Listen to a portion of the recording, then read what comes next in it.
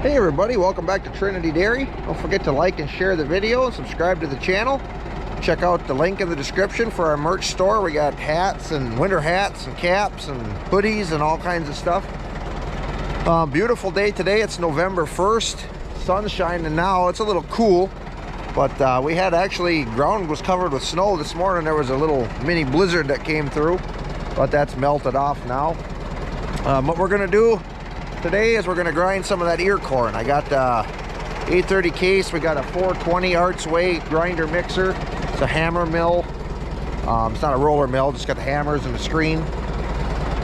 Just going to be grinding ear corn. I'm not mixing anything with it. It's just for some of the older heifers. And I'm not going to fill it. Probably just fill maybe up to the first window for now.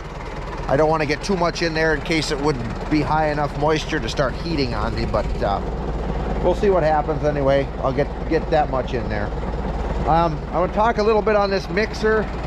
I know I'm going to get comments on it. There's supposed to be a big cover over all this stuff. I don't know where it is. It got taken off at one time or another, and it's not even here now. If it was, I would put it on there, but that thing is been like that for a long time. You are not going to see me with this thing running wide open, and I'm not going to be over here doing this and that. And the kids are not going to be around it when it's running. They'll be back out of the way. Like I said, that's how it is. Those safety covers and shields, they have their place, but they do not protect you from stupidity. I'm not going to say that I'm not guilty of cutting corners now and then and doing something that I shouldn't have. But when you're running something like that, doesn't have a cover, you got to realize that and use caution.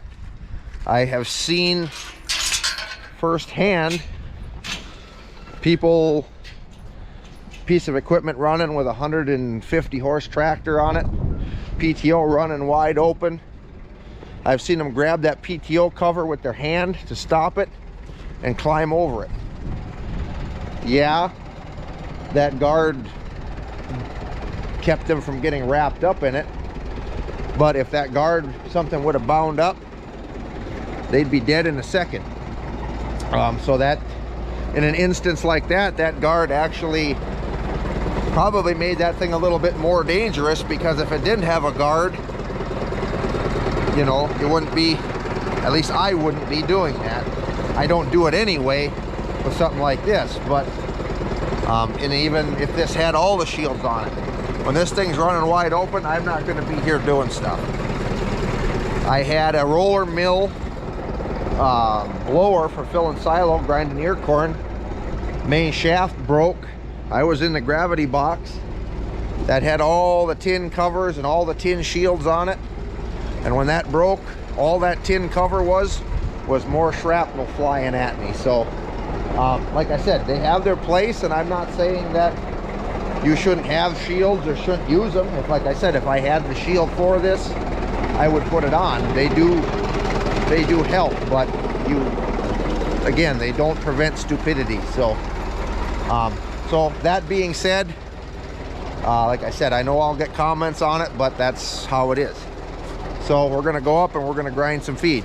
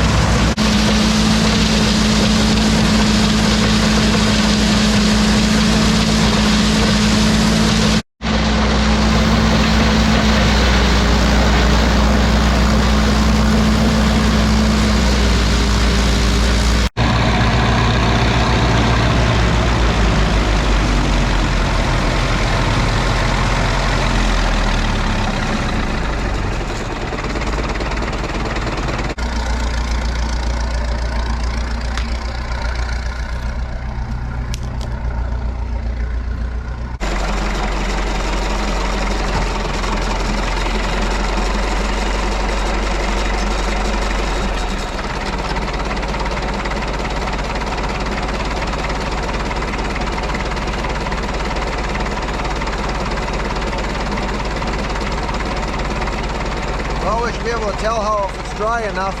If it slides out the back without running the mixer, it should be good.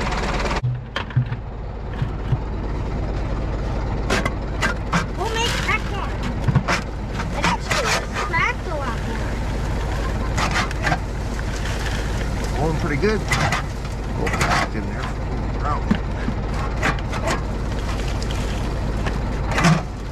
Hey, Dan, are you going to crack more? But not today. That looks pretty good. It is good. Ooh, it's I found that bigger screen.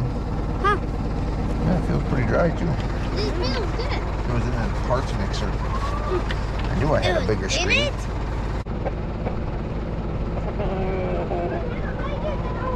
Big Daddy's like, what?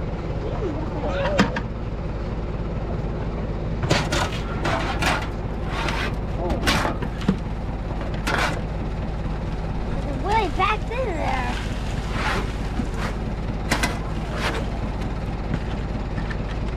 Feels faster. Well, yeah. Whoa.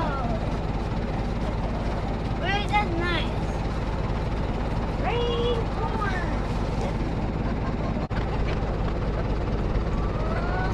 Ellie likes it.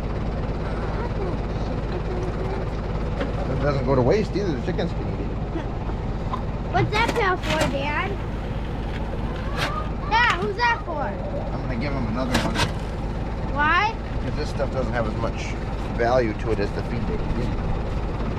Okay, what?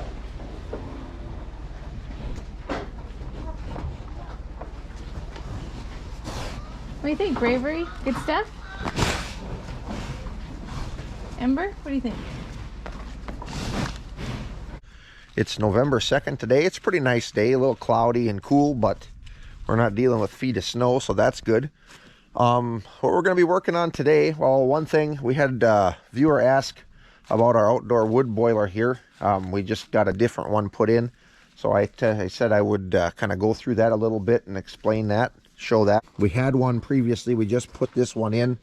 I bought it used from our guy who did he used to sell these, and he was kind of did our service work and stuff on our old one. This was the one that he actually used in his house. He's quitting burning wood now, and been very well maintained, and it seems to be working well. We've had it in a little over a week now. It's the same brand and everything as our previous one. It's just a lot newer. This is a 2001, I think, is what he told me it was.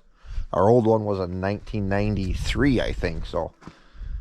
But anyway, I'll go over it a little bit, how this one works. It is a Taylor, is the brand. This is a T750. It's kind of their mid-sized one. It's got a forced air little fan on the door with a damper. When the fan kicks on that, it can open. And then once the water temperature gets to a certain spot, it'll kick that fan on. And it'll start your fire going. So when that fan is shut off and that damper's closed, you're really not burning anything. It's just kind of sitting there idle. And once the fan kicks on, it starts to, now you can see it's getting air, the fire's going. It's kind of hard to see in there without taking the whole furnace apart, but in the back of the firebox, I think it's about 3 feet long. Then there is, I believe this one has 6 round flues that go from the back of the firebox into like a reburner in the back. I can show you that here a little bit inside this back cover. I don't want to open it all up now, but there's a cover here, and then there's a door inside, and you can open to clean it out and stuff, but those flues come into there, and it's like it reburns the smoke. And then there's a rectangular flue at the top that runs back forward. And on my old one, it actually came all the way out the front. They've changed that design now. There's just a door here on the front of it. It's got some crud coming loose in there now, but this rectangle flue goes all the way through, and then your chimney just comes out the top, and that's all firebox. All the flues, everything is all surrounded in water. I think it holds about 700 gallons of water. But it's so far, it hasn't been really cold, but it seems to be very efficient. This one, I have it plumbed in. So this line coming here, and then this one that runs to the milk house. I heat the milk house with it. And then these orange lines here, they go for the, I guess you'd say, the domestic hot water in the milk house. This way this furnace is set up, they have a coil that goes in the back. There's this big plate that goes in the water. It gets copper coil, and that's what heats your domestic water. I know some of them have one that goes down by your water heater, and they probably work fine too, but that's how this one was set up. And then for our house, I don't have the domestic hot water going to the house. We just heat the house with this. There's a circulator pump here. And that just, like I said, does the heat. I didn't do the domestic hot water to the house when I first hooked it up because it runs on propane, and it's the hot water heater is way at the other end of the house from where the furnace is. And I just didn't want to run the extra line at the time and stuff, so when we first installed this. So we've just been using the LP for that, but it doesn't use too much. So anyway, that's what that's kind of the story on this thing. This one is set up. He never had it hooked up, and I don't know that I ever will. And not all of them are like this, but it's got this flange here, and then comes out here just like a chimney. That's for you can put a gas gun in there. So if, say, you were going on vacation or something, you could run this on propane. Like I said, they don't all have that. I think that's something extra you can order, but I don't know that I'll ever hook it up, but it is an option. So, but anyway, these Taylors have been really good furnaces. Like I said, my folks have always run Taylor and have had very good luck with them. So, and there's other brands out there that I'm sure are really good furnaces too, but they haven't changed their design much on these, and they've been pretty good. So anyway, we had somebody ask, so I wanted to give a little rundown on that.